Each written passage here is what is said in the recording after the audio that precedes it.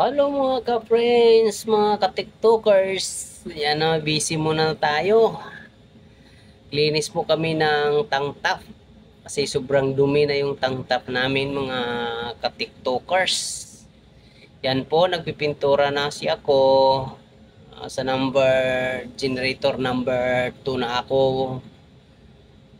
Yan, between sa number 2 and number 3. Tura na. Tura na sila, tapos na ng primer yan at saka ngayon ano na, gray. Final na yan. Sobrang tapang yung pintura dito sa Taiwan, yung top coat nila. Ang tapang.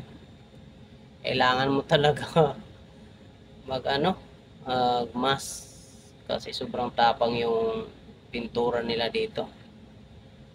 Yan po, walang ibang makapasok kasi dito tangtap na to. Kulang talaga. Yan na po. Tapos na po mga ka-reels.